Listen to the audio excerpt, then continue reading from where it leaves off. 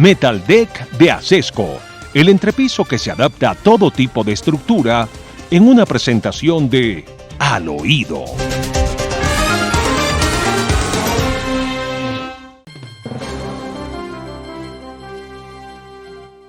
Las cosas hay que llevarlas a los hechos y hay que explicarlas como son. Petro le dice traqueto a, a un traqueto monumental, uno de los hombres más peligrosos y activos en la guerrilla colombiana y en el narcotráfico colombiano. Y el narcotraficante le replica traidor, así le dice, traidor. Fue que Petro recibió realmente el apoyo de las FARC en las zonas que comanda o comandaba este hombre o en las zonas que comandan los distintos jefes de este grupo guerrillero detestable que son las FARC de mar.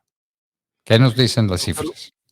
Doctor Fernando, las cifras indican que efectivamente sí hubo una cantidad de dinero, de apoyo que hubo expresado en votos en el país alrededor de Gustavo Petro en las elecciones en la segunda vuelta.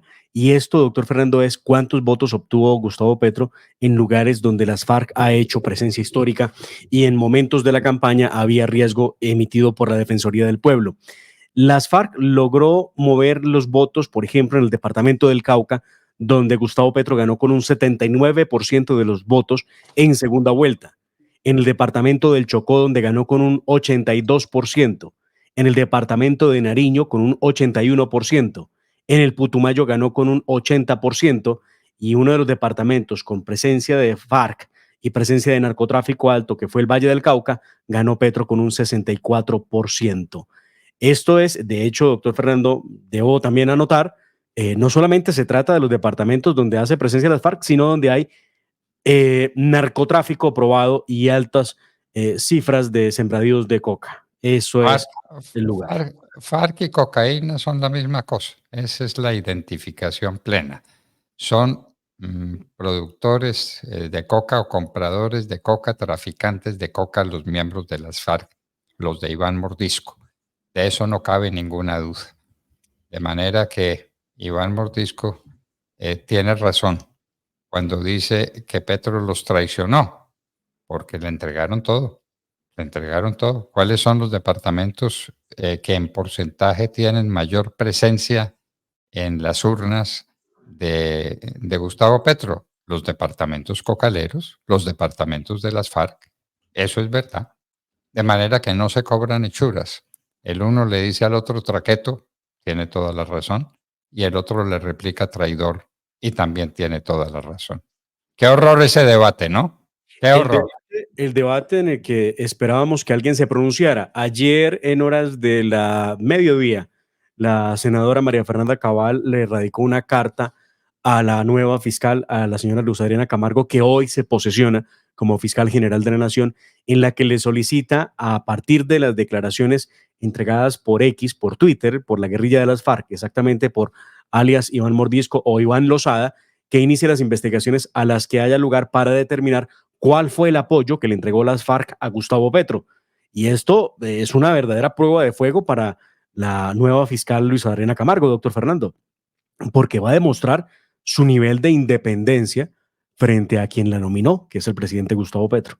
Vamos a ver qué responde la carta, qué nos cuenta la senadora Cabal. Pero a pesar de que Gustavo Petro ayer peleó, le casó pelea al presidente Uribe, le casó pelea a la música, dijo que había música de uribistas y que por eso la gente se embrutecía. Oiga, pues el nivel. Le casó pelea a Germán Vargas Lleras, le casó pelea a su amigo, apoyo, ayuda, Alejandro Gaviria, el que nombró de ministro de Educación, y lo señaló de haber votado, perdido un billón de pesos. Pero al final del día se refirió a Iván Mordisco. ¿Qué fue lo que dijo de Iván Mordisco? Escuchémoslo. Pero que se sepa la verdad. Por eso no está el ejército aquí, pero aquí López. Yo quiero que cojan vivo a Iván Mordisco. No me lo maten. Porque dice un Twitter que él dijo que Y entonces vi que dice que el Twitter dijo que, y me tienen un escándalo, cuando yo ni de chiquito me quise meter a la FARC porque no comulgo con ese tipo de planteamiento. Entonces no quiero que lo maten por ahí, quiero es que esté vivo, porque va a la cárcel a hablar, a ver qué fue, si es que fue, y si fue lo que dijo, porque a mí no me interesa ese tipo de confusiones. Nosotros hicimos la paz hace 30 años y yo cumplo mi palabra. Dejamos las armas. Ah, María. ¿Ah? Mario Moreno Cantinflas. Dejemos eso de lado que ya. Pero además, doctor Fernando, Gustavo Petro entonces dice que hay que capturar a Iván Mordisco.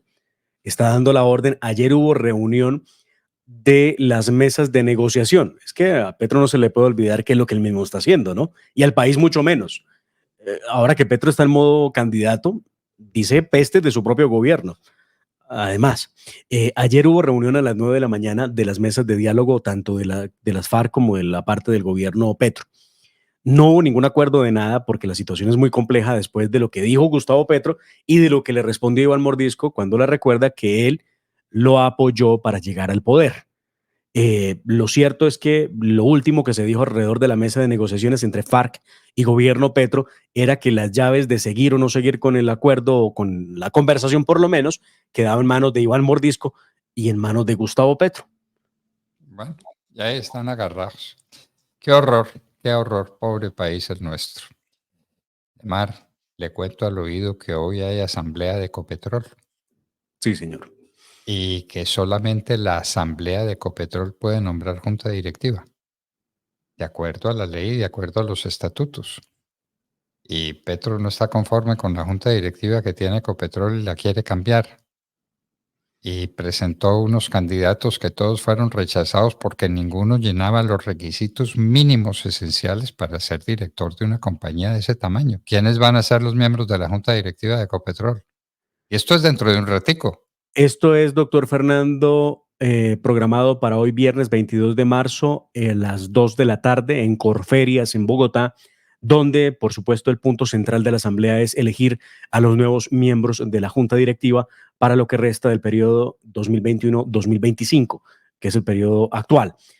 ¿Quiénes son los candidatos de Gustavo Petro? Ángela María Robledo, a quien presentan como si fuera independiente del gobierno cuando no lo es. Ángela María Robledo fue fórmula vicepresidencial en las elecciones en las que perdió Petro contra Iván Duque. Ángela María Robledo es ampliamente y conocida por ser activista pro aborto y feminista. Ángela María Robledo fue representante de la Cámara por estatuto de oposición cuando Petro perdió las elecciones y pues no tiene idea de nada de hidrocarburos. Es psicóloga, valga la pena la aclaración. Ignorante total en temas económicos, como lo dijo el director de planeación. Es que el director de planeación no sabe economía. Y ahora la doctora Robledo de empresas no sabe manejar la alacena de su casa. Y entonces es candidata a la junta directiva, pero ya yo entendía que ya habían desistido de esa candidatura. No. La plancha o los nominados siguen siendo los mismos: Ángela María Robledo, Lilia Tatiana Roa, Edwin Palma, que hizo parte de la USO y que hoy es viceministro, Guillermo García Realpe, que fue congresista, senador, y Álvaro Torres Macías. Esos son los que están en el partidor para llegar. Pero, doctor Fernando, estaba revisando qué ha ocurrido y encuentro en las últimas horas una carta de los accionistas minoritarios por medio de la cual exigen o van a exigir hoy, de hecho, a Ecopetrol que se haga un informe público de una compañía que se llama Control Risk para conocer en detalle cuáles son los riesgos de los que se habla en ese informe. Nosotros ayer hablamos parte de lo que dice el informe, doctor Fernando, al oído, y es que el informe señala, por ejemplo, el riesgo tan grande que se corre con un presidente como Ricardo Roa, que tiene el problema de su pareja, de su novio y los contratos con entidades del Estado, que al parecer no pudo cumplir en la medida en que nadie se explica cómo era contratista de entidades del Estado, pero al tiempo podía estar haciendo turismo en cualquier parte del mundo. Eso a nadie le cabe en la cabeza. El problema del apartamento y el negocio con Serafino Diácono, que es un hombre que está interesado en unos negocios de hidrocarburos y que los tiene con Ecopetrol. Ese es otro problema que se suma. Por Pero por Dios, supuesto, Serafino Diácono era uno de los directores de una de las compañías petroleras más importantes que funcionaban en el país. y ¿No sabe usted cuál? Pacific. Pacific Rubiales. Sí, Nada sí. menos. Y Nada el menos. otro tema que no deja de preocupar a los accionistas, por supuesto, doctor Fernando, tiene que ver con que Ricardo Roa no es cualquier personaje que aparece en la escena política o la escena, en este caso, de Ecopetrol, sino que el exgerente de campaña de Gustavo Petro, hoy ampliamente cuestionado precisamente por el ingreso de dineros que al parecer no fueron reportados en cuentas claras del Consejo Nacional Electoral, lo que daría cuenta de la violación de topes a la campaña. Bueno, ahí de todos los que usted mencionó, pues que eran candidatos que yo entendí que ya estaban superados porque se había demostrado su ineptitud absoluta para dirigir esa compañía. El único es el del sector privado, que, eh, que es un hombre diserto, que es un Álvaro Torres Macías. Álvaro Torres, es el único que podría ser miembro de una junta directiva de una empresa y que seguramente lo ha sido de muchas. Tengo referencias excelentes de Álvaro Torres. Los demás, ignorantes totales y absolutos en materia empresarial y en materia de hidrocarburos, con un presidente de la compañía que está en las que anda el señor Roa. Él y con su, eh, me cuesta tanto decirlo, con su compañero, con su amigo, Sí, su con su amigo, novio. Sí, sí. qué horror, qué horror. Bueno, Bueno, pero eso es lo que él dice que es el de él. Pues, ¿qué hacemos? eso es lo que él dice, qué horror. Bueno, muy bien. Eh, Cuéntenos cómo fue el ataque de Petro a Alejandro Gaviria, porque ese es un ataque de amigos. Alejandro Gaviria fue miembro del gabinete. Pero No, claro, fue su ministro de Educación. No es ¿qué le justo, de dice? verdad que la forma en cómo trata a Gustavo Petro, Alejandro Gaviria, es la de una persona que le agradece muy poco a la vida y a la gente que lo rodea. Este hombre, que Alejandro Gaviria, no es de los afectos, pero es un hombre que hizo una tarea importante en su Ministerio de Educación y que salió, recuerda usted, porque salió Ocampo, Alejandro Gaviria y Cecilia López, que eran los tres ministros que le daban algo de seriedad al gabinete de Gustavo Petro. Me han contado a mí, doctor Fernando, que en las reuniones de gabinete de Gustavo Petro aparece el rey Petro, después, siempre les toca esperar un montón de tiempo, ¿no? Él nunca llega a la hora que se pacta, siempre llega muy a lo último. Y quien sí llega a organizar la mesa y a ver cómo se dispone la gente es Laura Sarabia, que hace las veces del presidente mientras llega su señoría Gustavo Petro para poder oficiar la reunión. Y que ha ocurrido algunas veces en las que Laura plantea los temas y dice, vamos a hablar de esto. Y dice cualquier cifra.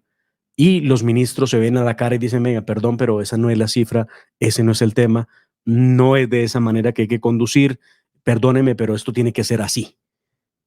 Imaginará usted el clima de esas reuniones de ministros de Gustavo Petro. Pero, ¿qué fue lo que le dijo Petro a Alejandro Gaviria? Escuchemos, ayer estaba desatado o cazando peleas, y aquí está una de esas.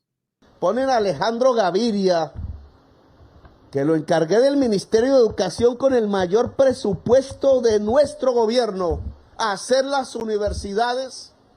En el primer año dejó perder 1,5 billones de pesos que iba a las universidades y lo dejó trasladar al FOMAC, donde hay una olla de corrupción donde la politiquería se come la plata. Por estar cuidándole el negocio a las EPS, que no era su competencia.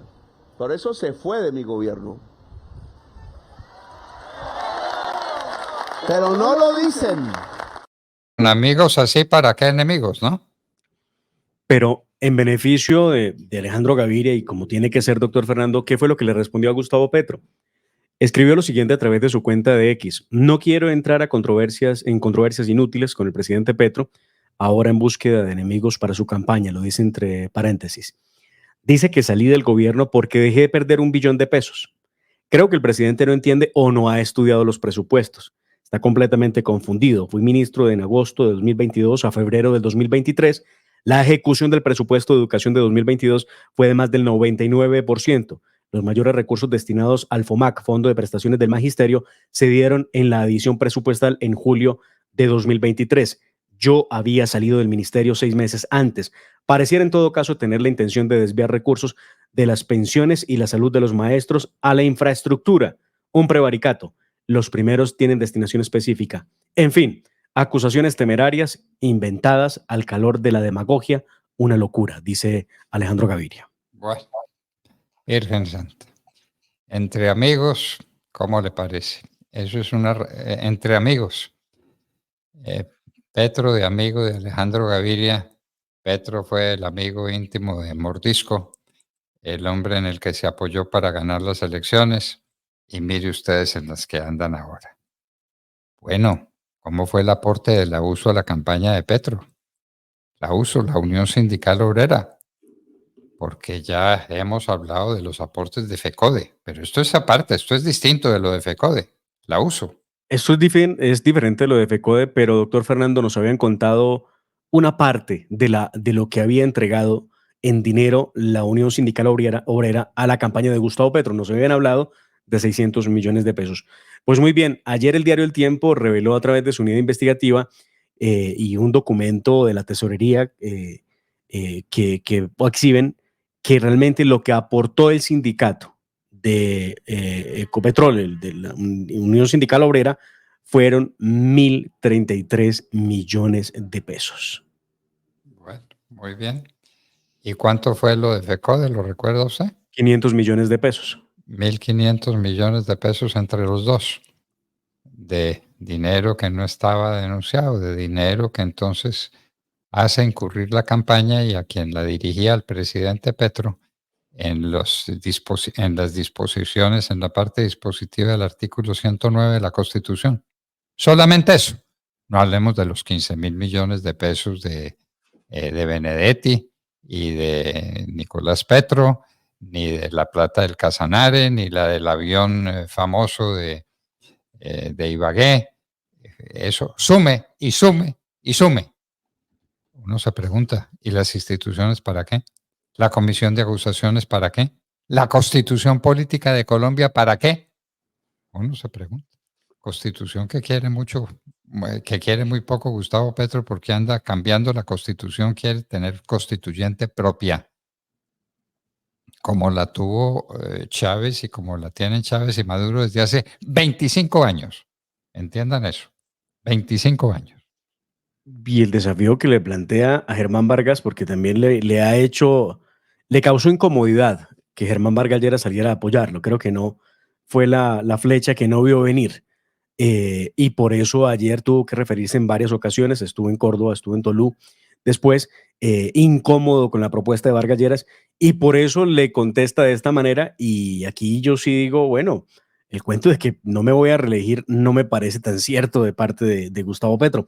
Escuchemos qué fue lo que le respondió a Vargas Lleras ayer Gustavo Petro. ¿Cómo así, Petro? 200 años esperando coger el gobierno, lo cogemos y ya está pensando en poner todo en función del voto popular. El vértigo. Pero pensemos en el país, no en nosotros. Ya Vargas Lleras dijo, claro que sí, Petro, constituyente, y si somos mayoría se va del gobierno. Bonito reto, interesante, pero la discusión no es con Vargas Lleras.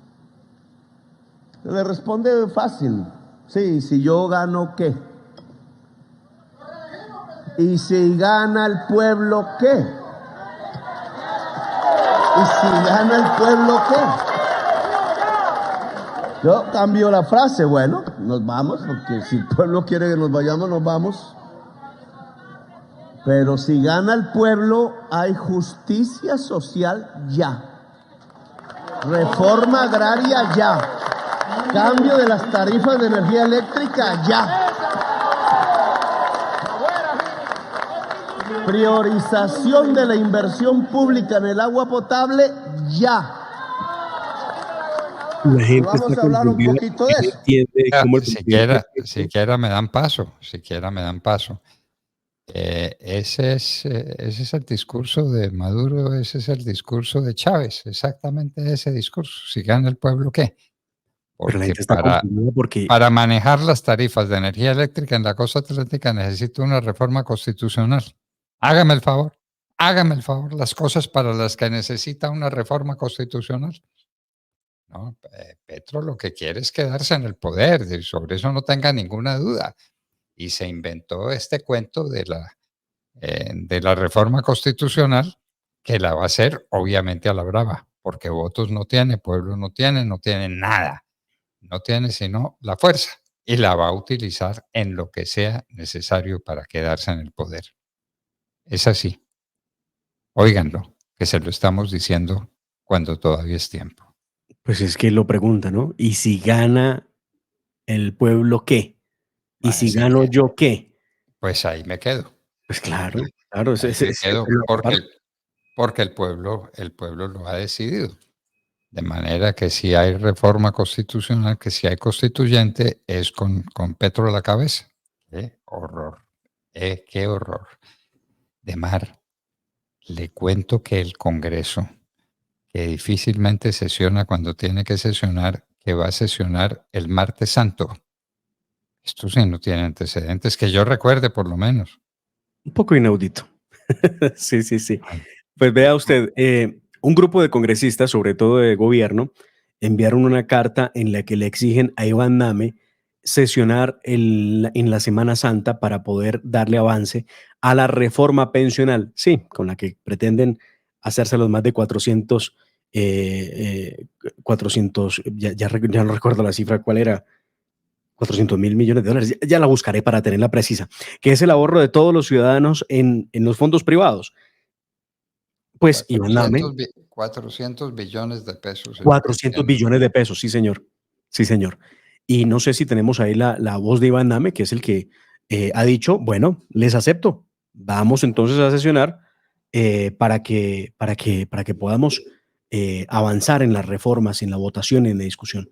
No sé aquí que me confirma si la tenemos. Bueno, veo que no. Bueno, no importa. Iván Name ha dicho, doctor Fernando, entonces que el martes habrá sesión, pero desde la oposición le dicen al Congreso de la República, listo, sesionemos en la plenaria, pero debe invitarse y convocarse a sesionar la Comisión Séptima del Senado, donde está la famosa reforma a la salud, que recuerde usted, doctor Fernando, tiene cuando menos 9 votos en contra de 14, lo que haría pensar que la hunden. Ahora, la pregunta es, ¿será que en esta semana se produce el milagro? La plenaria del Senado hunde la famosa reforma pensional y la Comisión Séptima hunde la reforma a la salud. Son los dos temas que hay sobre la mesa. O sea, hace el milagro inverso y aprueban las dos cosas. ¡Ay, Dios Padre! Bueno, No. bueno, vaya uno a saber qué es lo que pasa.